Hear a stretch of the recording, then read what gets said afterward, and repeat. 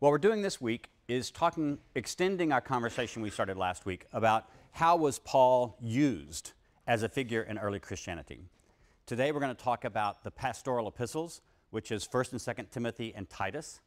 And then next time we'll talk about the Acts of Paul and Thecla, because these are two practically opposite ways of interpreting Paul and using Paul that came about probably in the 2nd century. The Pastoral Epistles are called pastoral because it presents Paul as writing to Timothy and Titus, two of his followers, but he's telling them how to be good pastors of a church. In fact, he's also doing something like almost acting like they're going to be something as would become a bishop. They're supposed to also be appointing other people as pastors of churches. So we call these the Pastoral Epistles because it presents Paul as himself serving in a sort of pastoral role for his churches and assigning Timothy and Titus pastoral roles for his churches also, and establishing leadership positions, what kind of leadership structures he wants to go on in the churches. Most of us scholars believe that these letters are pseudonymous. We don't believe Paul wrote them. There's been some question in the last several years that maybe the actual historical Paul wrote 2nd Timothy, because 2nd Timothy looks sort of like a last will and testament of Paul that he may have written in prison. But I don't tend to buy that. I tend to group all three of them together as being probably by the same author and all being pseudonymous. Why do we think they're pseudonymous? Well, again, as we saw with Ephesians and Colossians, the writing style in these letters is very different from the 7 letters that scholars all agree Paul actually wrote. So the writing style is a big issue. But as I'll show today, there is a lot of way of seeing that these letters simply presuppose a different stage in early Christianity. They don't look like they're from the more primitive sort of time of when Paul was actually founding churches. So the theology looks different, the church structure looks different, as I'll talk about, positions on the household, on marriage, on slavery, on family, on women, all of these things are different. So I'm using the Pastoral Epistles in this lecture as one illustration of how Christianity changes in different trajectories. One trajectory becomes very much pro-household. The traditional Roman style or Greco-Roman family is promoted as the Christian way for families to be, and even the church itself is molded to look like a household, with the paterfamilias, the head of the household, on top, women below that, children and slaves below that. When we get to the Acts of Paul and Thecla, we'll see that that interpretation of Paul makes Paul anti-household. He actually is presented as going around preaching against marriage, against sex, against the Roman household, and preaching a very kind of hierarchical disrupting, even city, polis disrupting gospel, and certainly a household and family disrupting apostle.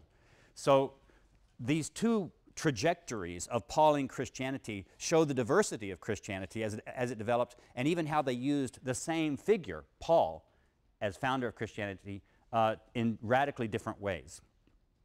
When did these letters come about? It's everybody's guess. I actually tend to think that the Pastoral Epistles were probably written sometime in the 2nd century, and maybe even toward the middle of the 2nd century.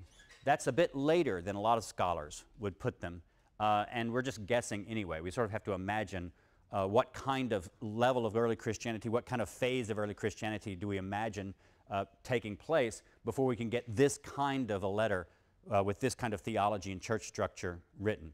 It is interesting that when we talked about Marcion early, remember the heretic in Rome who made his own first canon list of New Testament books. Remember, he included Luke as his gospel in his own edited version of it, and he included the letters of Paul. And Marcion, we don't have any evidence that Marcion actually knew about these 3 letters, 1st, 2nd Timothy, and Titus. If Marcion was writing in the middle of the 2nd century, maybe Marcion, if he didn't mention them, maybe he didn't know them, and maybe that's evidence that they weren't yet highly circulated. So that's one of the things that people have talked about, the dating of these letters. Since Marcion didn't seem to know them, perhaps they were either just being written or not long written around the middle of the 2nd century. What this author, first let me back up, because I want to go through Paul really quickly and talk about what Paul's own view of the household is. Look with me in 1 Corinthians 7. We're going to review some things that we've gone on before, but keep your Bibles in front of you. So look at 1 Corinthians 7.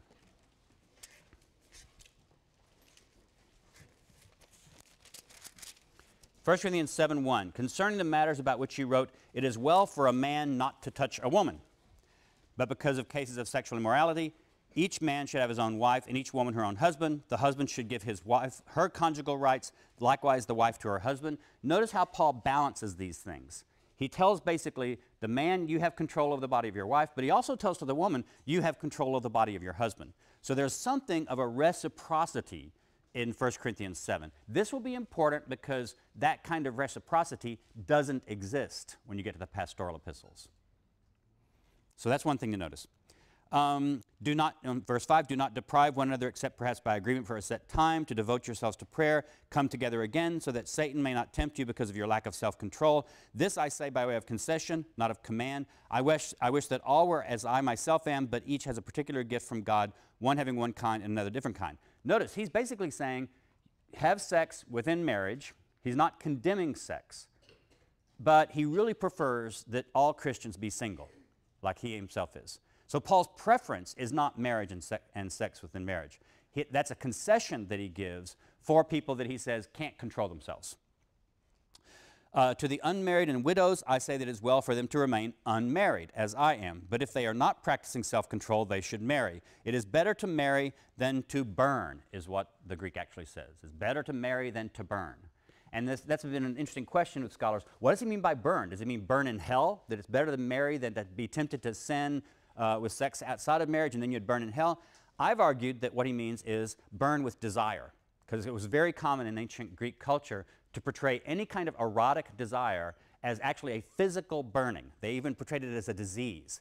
When you start having that itchy feeling that we all know so well, that's because your body is actually heating up. And that's what causes that desire. So the ancient Greek doctors, Greek and Roman doctors gave all kind of prescriptions to people to keep them, to control that burning so they can control their erotic desire, because they felt like it made you actually unhealthy. Desire was unhealthy. And sexual activity was dangerous. So this was a concern throughout the ancient world, and I think that's what Paul's talking about. And what I've argued, and have argued this in my Corinthian body book and a few other places, is that Paul actually prefers that people avoid sex entirely. Christians avoid sex entirely. If they can't avoid sex entirely and they're starting to have sexual desire burning in them and that gets dangerous, then they should get married and have sex, but only to decrease the burning. What Paul wants is for them to experience sexual intercourse even in marriage, without any erotic desire. Now, that's kind of a radical idea, but I believe that's actually what Paul is teaching here, is that he conceives it possible that Christians could have sex without experiencing desire, and that's his goal. So notice, Paul doesn't have a very positive view of sex, even within marriage. It's a concession he allows people. And notice, in none of this passage does he talk at all about having kids. Sexuality for Paul is not to make children. In Paul's own letters. You have sex in marriage only to keep you from desiring. That's Paul's concern. That will change later.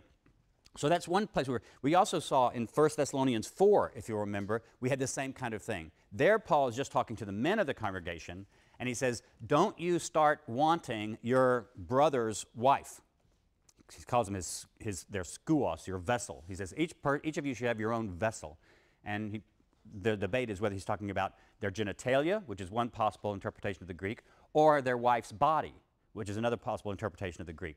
But for Paul in 1 Thessalonians 4, he's telling men also, control yourself, and he says, not in passion of desire like the Gentiles. So there again, in 1 Thessalonians 4, Paul is really concerned that the Thessalonian disciples are not lusting after their fellow Christian's wife.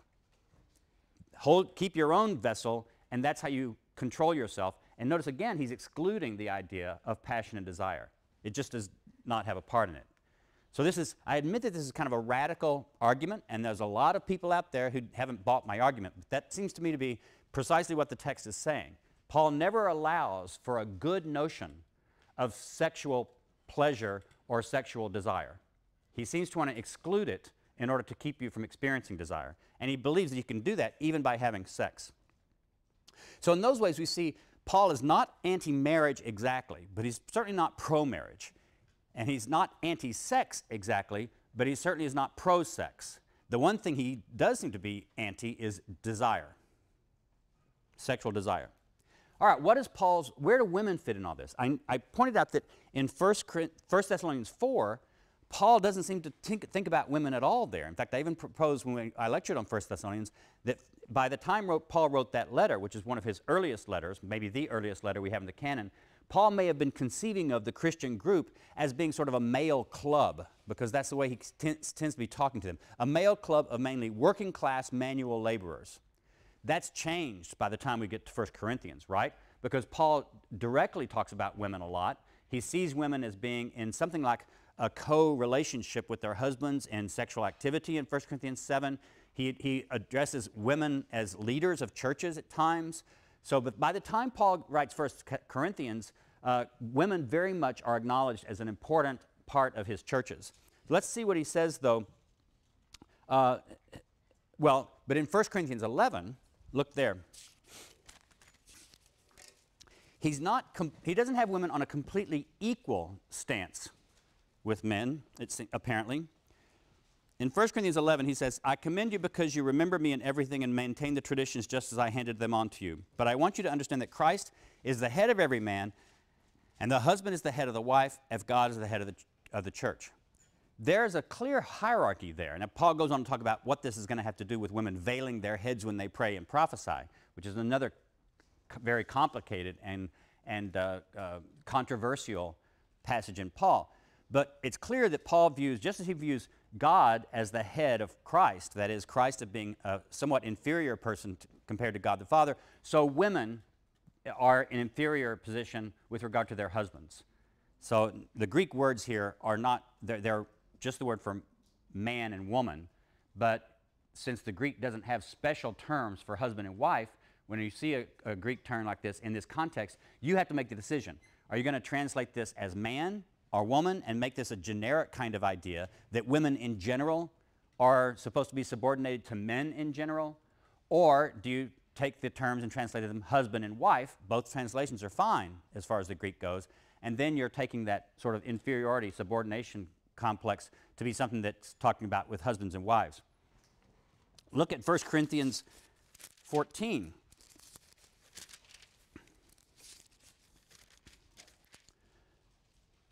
Look at verse 33. As in all the churches of the saints, women should be silent in the churches, for they are not permitted to speak, but should be subordinate, as the law also says. If there is anything they desire to know, let them ask their husbands at home. For it is shameful for a woman to speak in church. Or did the word of God originate with you, or are you the only ones it has reached? That's odd. He seems to be telling women not to speak in church at all, although previously he had given instructions for how they could pray and prophesy in church as long as they are wearing a veil. What is going on here? And also then doesn't this have something to say, something of a conflict with Galatians 3:28, which is a famous verse in which Paul says, in Christ there is no Jew nor Greek, there's no male, free or slave, there's no male and female. Now that verse has been interpreted, especially since the 1970s, as teaching that Paul taught the equality of men and women in Christ. If in Christ there's no male and female, doesn't that mean they're equal? Yes, sir. What letter is that? Galatians 3:28. So this has been an argument. And this is why I'm talking about the stuff that those of you who are writing papers this week need to talk about. But notice, this is complex. You got Galatians 3:28 that looks like an egalitarian statement, except a very famous biblical scholar wrote an article arguing that Galatians 3:28 is not an egalitarian statement, because Paul was talking about in the resurrection, Christians will be androgynes, that they'll be male-female combinations. And in that male-female combination, the masculinity is still superior to femininity, even in the androgen body of the resurrection. So is Galatians 3:28 an egalitarian statement by Paul? Some people say yes. Is it not an egalitarian statement by Paul? I say it's not. But that's a complicated argument also. And if Galatians 3:28 is an egalitarian statement, how does that fit then with this 1 Corinthians 14 passage where Paul seems to be saying women should be silent in church and be subordinate? Ask your husband at home. Did any of you notice that those verses I just read in 1 Corinthians 14 are in some translations in brackets, in parentheses? How many people have a translation of 1 Corinthians 14, 34 through 36 that's in either brackets or parentheses? Raise your hand. How many people have a translation where they're not in brackets or parentheses? Anybody? Okay, so some of you don't have them in brackets. That's showing you that these editors are not sure whether that was actually part of the original letter. There's a dispute here. If you looked at your footnotes of your Bible, your footnotes might even say some ancient authorities don't include this or include these verses in a different place. And so this is the issue. And we do have some Greek texts, some Greek manuscripts, that either don't have these verses or have them in a different place in the text.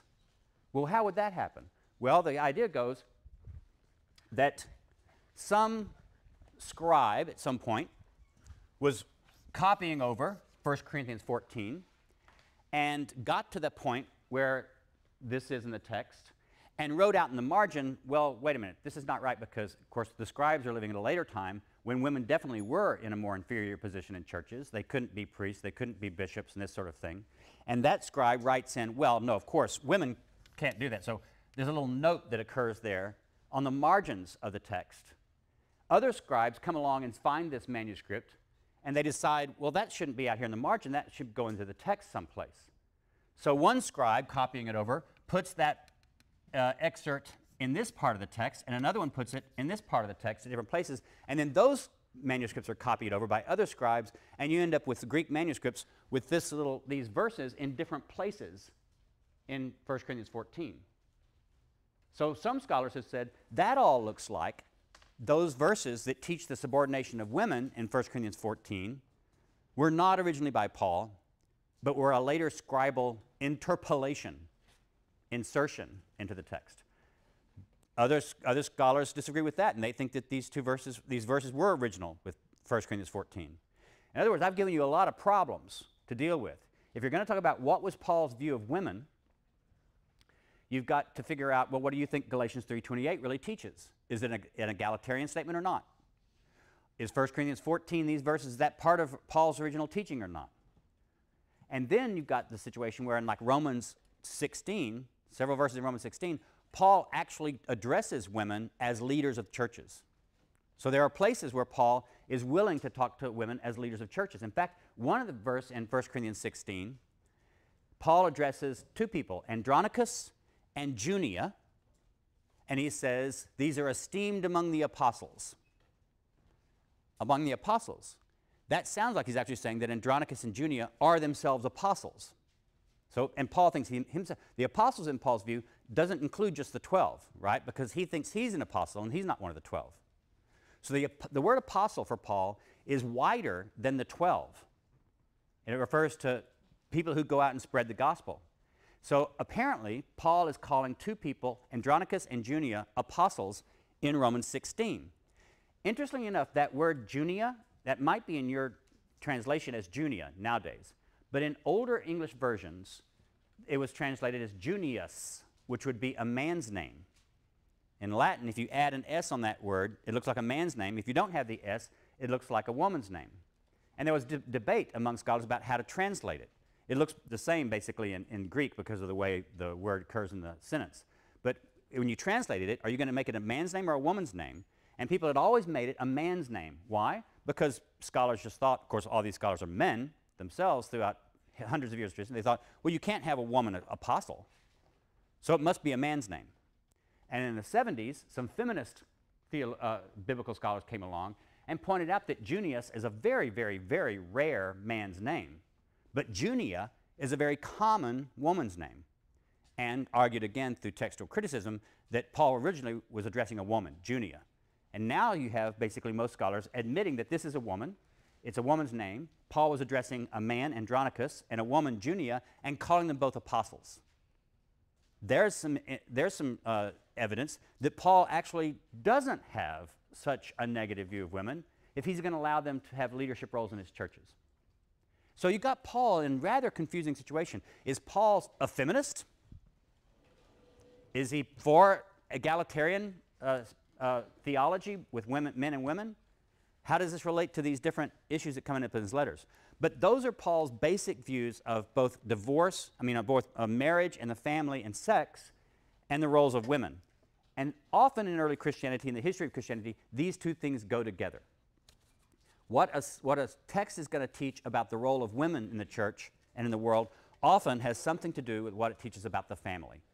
And most of the time, when a text is really, really pro-family, they teach the subordination of women more directly.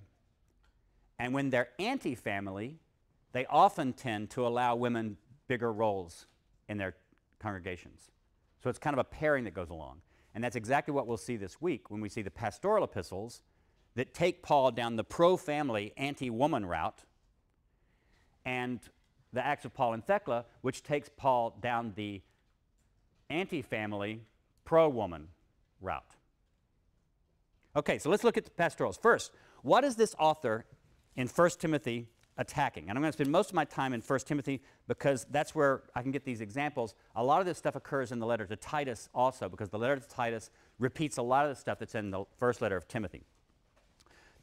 In 1:3, I urge you, as I did when I was on my way to Macedonia, to remain in Ephesus so that you may instruct certain people not to teach any different doctrine, not to occupy themselves with myths and endless genealogies that promote speculations rather than the divine training that is known by faith. So myths and vain discussions and genealogies. In 4:7, he talks about godless and silly myths. Titus 1:10 and 14 also. And then he also in Titus says that he's against people who are teaching circumcision and Jewish myths, he calls them. Well, what are these myths? Well, we're not really sure. Are these sort of Gnostic-type myths about many different gods doing things and having to placate those gods in order to reach the highest God, as we've seen in some Gnostic texts that we talked about earlier in the semester?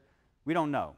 But there's some kind of stories about either angels or gods that some people are teaching, and this author is writing against it. And some aspect of something's Jewish about this he doesn't like. Look at 1 Timothy 4:1. Now the Spirit expressly says that in later times, in the latter days, some will renounce the faith by paying attention to deceitful spirits and teachings of demons. Through hypocrisy of liars whose consciences are seared with a hot iron, they forbid marriage and demand abstinence from foods, which God created to be received with thanksgiving by those who believe and know the truth. So this author is against people who are challenging marriage. He's against people who are promoting some kind of ascetic behavior with regard to food, so avoiding certain kinds of foods. Is this kashrut? Maybe he's talking about people who are teaching people not to eat pork, not to eat shellfish. Are they teaching Jewish food laws? He's not explicit. So he's against people who are teaching that. He's against people who are forbidding marriage and teaching any kind of dietary restrictions. Look at 5:23. This is when he tells Timothy, no longer drink only water, but take a little wine for the sake of your stomach and your frequent ailments. Why does he have to tell somebody to drink some wine and not just drink water? Well, because there were ascetics who taught to avoid wine in the ancient world. That was one of those things that very strict ascetics might decide to avoid, was wine and rich food. So this author says to Timothy, nope, you should drink wine. This was our favorite verse when I grew up in a church that didn't allow drinking, of course. I always like to throw this one back at the elders of the church. Look at 6:20. 1 Timothy 6:20. Timothy, guard what has been entrusted to you. Avoid the profane chatter and contradictions of what is falsely called knowledge. What is the Greek word for knowledge? Pardon? Gnosis, exactly. See, you're getting more than you paid for in this course. You didn't know you were going to learn Greek. You're getting some good cocktail party information and even some Greek language. So gnosis is the word for knowledge here. And this guy's saying he's attacking people who are going around boasting about falsely called knowledge. Again, that's led some scholars to say, is he talking about some kind of Gnosticism? Is that what he's opposing? That would go along with this idea that they're using this word gnosis in ways he doesn't like. They're teaching myths. They're teaching asceticism. They're teaching the avoidance of marriage. Well, that does look a bit like other early Christian, second century Christian groups, some of whom their opponents would call Gnostics. But we don't have enough information to be easy to tell. Now look at one more text. This is 2 Timothy 2:18.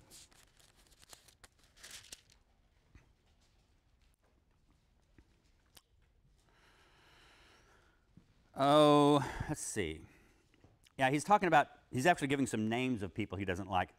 In 2:18 he says, these people have swerved from the truth by claiming that the resurrection has already taken place. He's condemning that. So remember how I even talked about with Colossians and Ephesians last time, you had this idea that they almost sound like the resurrection has already taken place. That in your baptism with Christ, you have been raised with Christ. And maybe there are other people running around the second century, Christians, saying that you've already been raised from the dead, you've already experienced resurrection.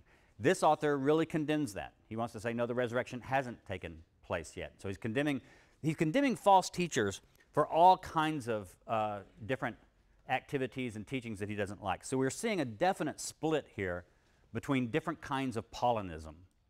There's a Paulinism represented by these texts, which is pro-family, pro-marriage, pro-procreation. We'll see later that he's for having children and mentions it explicitly. Anti-asceticism, against forcing people to control what they eat, these sorts of things. And this idea about maybe Jewish myths being something, and the teaching of the resurrection. 1 Timothy 1:9 then gets us into another issue. What is the law, and what is this author's take on it? 1:9. This means, now 1:8, I'll start with verse 8. Now we know that the law is good if one uses it legitimately. Now, of course, that could be quotation right out of Romans, right? Because Romans itself, as Paul says, the law is good. This means understanding that the law is laid down not for the innocent, but for the lawless and disobedient, for the godless and sinful, for the unholy and profane, for those who kill their father or mother, or murderers, fornicators, sodomites, slave traders, liars, perjurers, whatever else is contrary to sound teaching. That contradicts the glorious gospel of the blessed God, which he entrusted to me.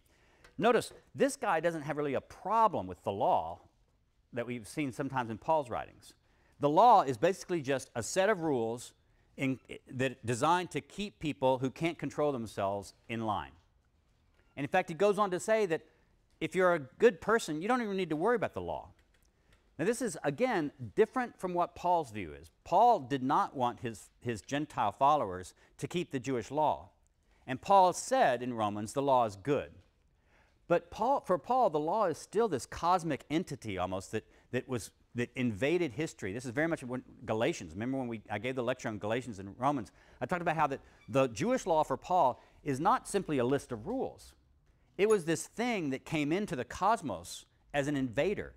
It enslaved humanity. It was the pedagogue that swatted humanity down when humanity was in its childish state.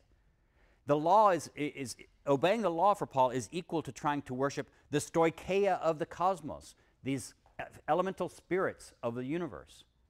So the law for Paul isn't simply a list of rules. The law for Paul is a very ambiguous cosmic entity. It's just mythological in a sense for Paul. For this author, that's not what the law is. The law, you don't need to obey it, he says, and he's against teaching his Gentile converts to keep the Jewish law, but he just says it's not important. It's only for people who are sinners, who can't control themselves. As long as you're not a sinner, as long as you don't do this list of things that I can give you, you don't need to concern yourself about the law. So this is another one of the reasons that people like me say, this is not Paul writing. People who believe Paul wrote these letters would say, well, they're written years later, it's to a different context, and Paul changed his mind, or Paul's nuancing his message differently for a different context. So there are scholars who would defend these letters as being by Paul, and that's what they would say. I look at it and I say, that's so not like Paul.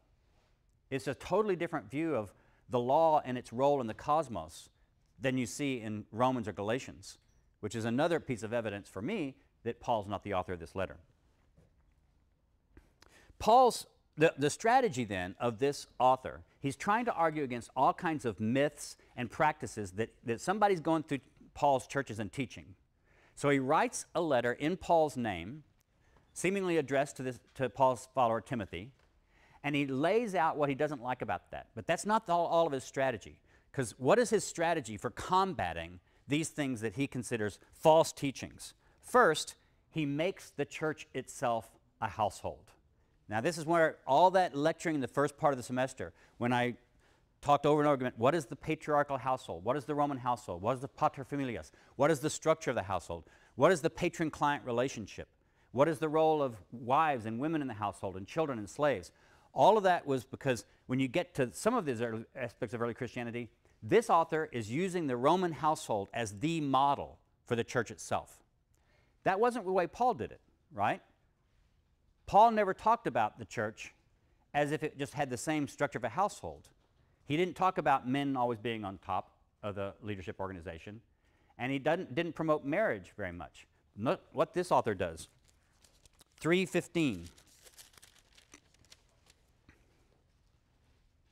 I hope to come, this is 3:14, 1 Timothy 3:14. I hope to come to you soon, but I am writing these instructions to you so that if I am delayed, you may know how one ought to behave in the household of God, which is the church of the living God, the pillar and bulwark of the truth. The church is the household of God. The same thing happens in 1 Timothy 5, the beginning of 1 Timothy 5. Do not speak harshly to an older man. Speak to him as a father, to younger men as brothers, to older women as mothers, to younger women as sisters, with absolute purity. Notice he's got everybody in the church has some familial role. Older guys are fathers. Your younger men in the church are your brothers. Younger women, sisters, older women, mothers. Everybody has a household role in the church. This is different. We might think this is automatic, but notice this is not treating the church as an ecclesia, that Greek word that we translate church. Where did the term ecclesia come from? Do you remember? In Greek, what does the term ecclesia originally refer to in classical Greek? Assembly. The assembly of the city. It's the assembly of the city-state that came together for political purposes and to vote. It comes out of the Greek democracy with its notions of some kind of equality among citizens and at least the men citizens getting a vote. So it's important that early Christians, for some reason, chose this word ecclesia to describe their house churches. It was ridiculous. An outsider might have thought, this is kind of ridiculous. You're using the term that people would have heard as the town assembly for a few people who can fit into one dining room. It's kind of, ceding more importance to yourself than you really should. But I think it's important that early Christian groups use that term for themselves. Why didn't early Christian groups call themselves synagogues? That was a term already in use by Jews. It would have been a normal term to use. But we don't find many early Christians using the term synagogue for their groups. We do find them using ecclesia very quickly. But an ecclesia isn't a household. What this author is doing is shifting, in a not so subtle way, understanding these house groups as being more like town assemblies and making them look more like Roman households. Then also, men have certain roles then. 1 Timothy 2:8.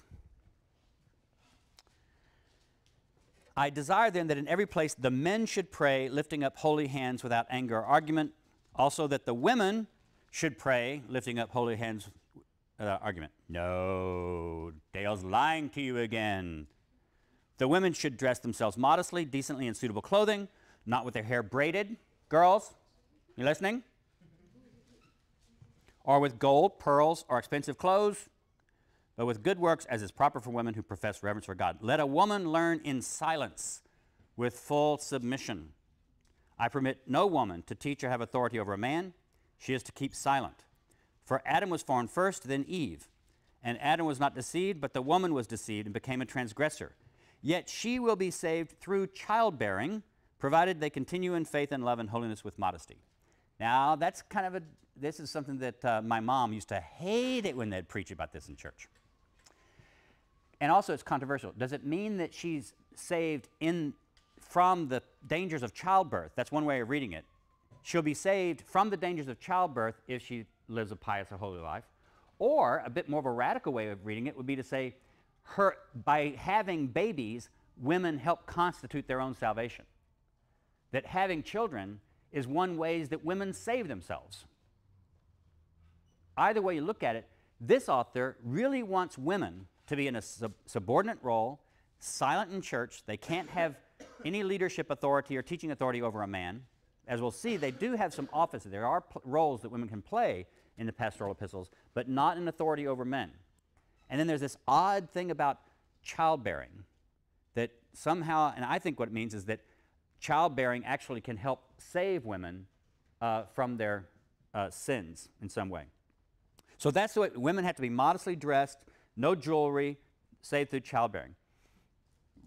In order to maintain this kind of household structure, a very hierarchical household structure, this author sets up offices in the church. And here's another reason we call these the Pastoral Epistles, because he's setting up pastoral offices. Look in 3:1-7. The saying is sure, whoever aspires to the office of bishop desires a noble task. Now a bishop, anybody have a different translation for what I just read as bishop? Overseer? Yes, overseer's translation. Anybody have a different translation? Because the word bishop here it's the Greek word is episkopos, where we get the English word bishop, and you get the name for the Episcopal Church because it's a church that has bishops.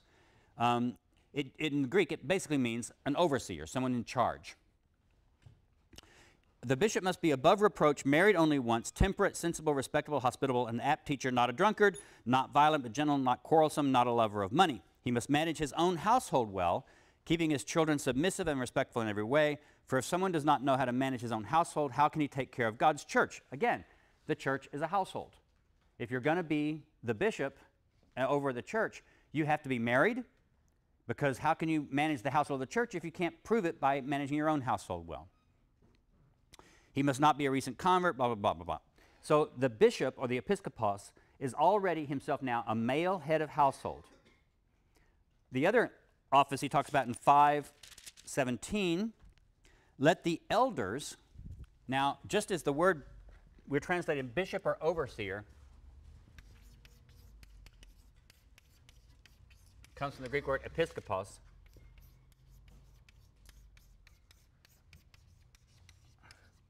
The Greek for elder here is presbyteros, presbyter. And this is where the Presbyterian church gets the name of its church. They're Presbyterians because the Presbyterian church rejected the use of bishops, like they found in the Catholic and the Anglican churches, and chose a plurality of elders. So they're called elders in the Presbyterian church, and the Presbyterian church comes from this Greek word meaning elder, presbyteros.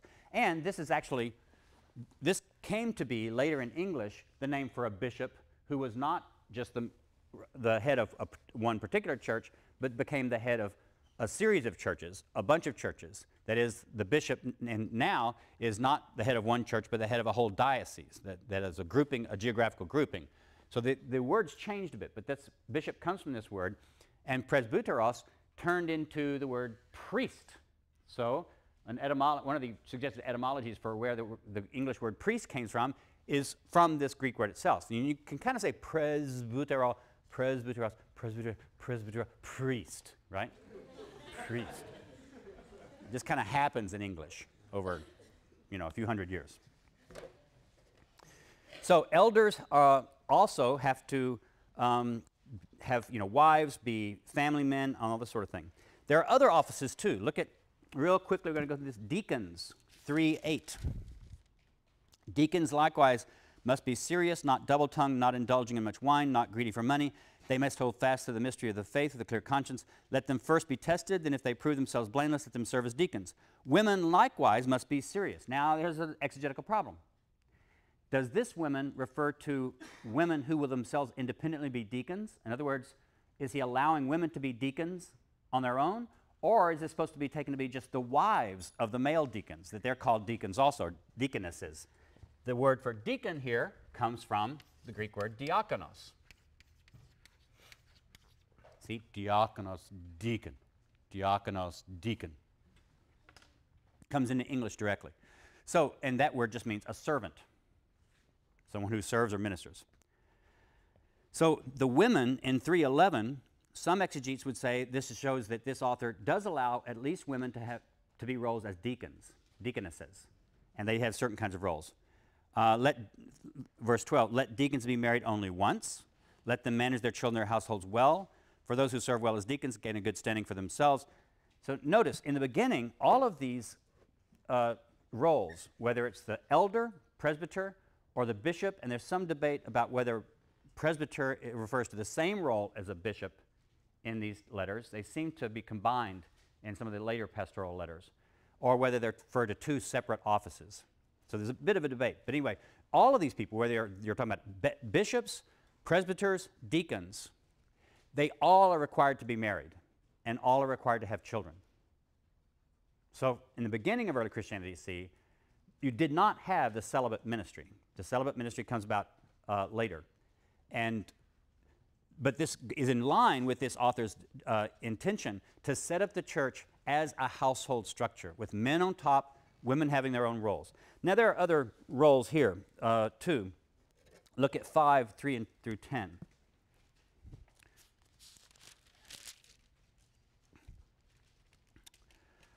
Honor widows, this is 1 Timothy 5:3. Honor widows who are really widows. If a widow has children or grandchildren, they should first learn their religious duty to their own family and make some repayment to their parents, for this is pleasing in God's sight. The real widow, left alone, has set her hope on God and continues in supplications and prayers night and day. But the widow who lives for pleasure is dead even while she lives.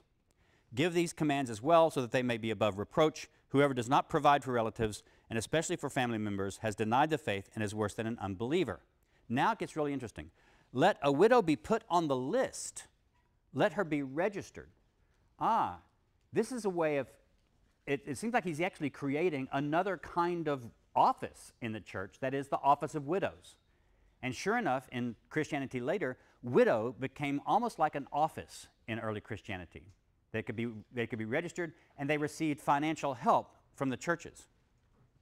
Let a widow be put on the list if she is not less than 60 years old and has been married only once.